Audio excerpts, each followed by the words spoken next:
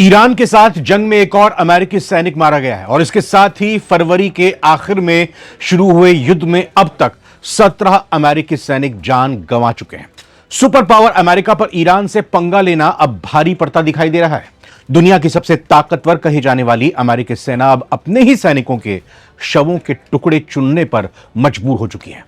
जी हां, अमेरिकी मिलिट्री की सबसे बड़ी कमान सेंटकॉम, यूएस सेंट्रल कमांड ने खुद सोशल मीडिया प्लेटफॉर्म एक्स पर एक ऐसा सनसनीखेज खुलासा किया है जिसने अमेरिका में मातम फैला दिया है। मिडिल ईस्ट की जंग अब उस मोड़ पर पहुंच चुकी है जहां हर नया हमला दोनों पक्षों को भारी कीमत चुकाने पर मजबूर कर रहा है।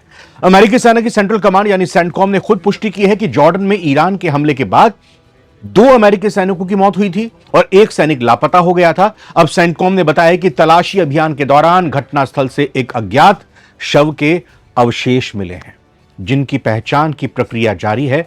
सिर्फ इतना ही नहीं, 18 जुलाई को उत्तरी इराक में ईरान के कथित वन वे अटैक ड्रोन के मलबे में मौजूद बिना फटे विस्फोटक को, यानी कि वहां बम रखा हुआ था, वो फटा नहीं था, उसको निष्क्रिय करते समय एक अमेरिकी सैनिक की उस वक्त भी जान चली गई थी, जबकि एक अन्य सैनिक घायल हो गया था। तो फरवरी के आखिर में जिस तरह से युद्ध शुरू हुआ तब से लेकर अब तक जो अमेरिका ने कबूल किया है, जो अमेरिका ने बताया है कि उसके 17 अमेरिकी सैनिक जान गंवा चुके हैं, 17 बॉडी बैग्स अमेरिका भेजे गए हैं।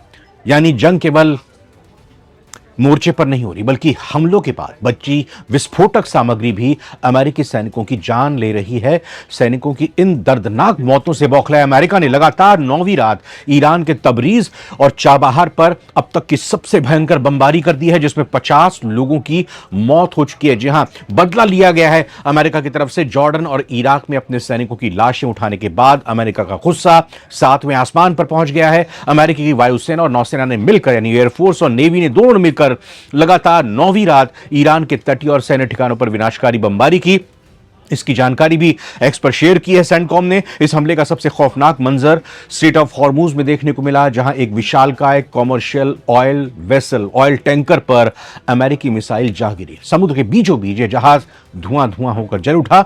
इस घटना के बाद फारस की खाड़ी में तेल का ट्रांसपोर्ट पूरी तरह से ठप हो गया है और दुनिया भर में कच्चे तेल के दामों में लगातार आग लगती जा रही है। अपने सैनिकों की मौत के प्रतिशोध में, बदले की आग में अमेरिका ने ईरान के 2 सबसे अहम और रणनीतिक शहरों उत्तर पश्चिम में तबरीज और दक्षिण में, साउथ में चाबहार को निशाना बनाया है। पेंटागन के B-2 स्टेल्थ बॉम्बर्स ने तबरीज में मौजूद ईरानी मिलिट्री अड्डों और चाबहार पोर्ट के पास बैलिस्टिक मिसाइल डिपो पर लगातार गाइडेड बम बरसाए। रात के अंधेरे में तबरीज और चाबहार धमाकों की गूंज से ये कांप उठे।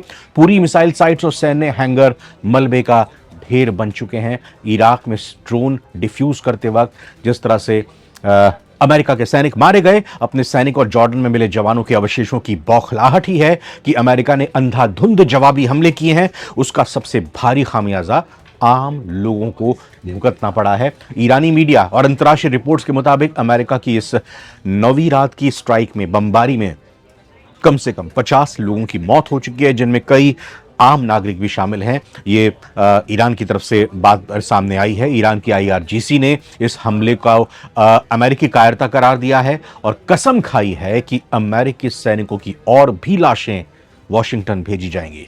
तो जॉर्डन से लेकर इराक तक अमेरिकी सैनिकों की मौत ये बता रही कि ये जंग अब अमेरिका के हाथ से निकल चुकी है। खबर पर अपनी राय कमेंट करके जरूर बताएं।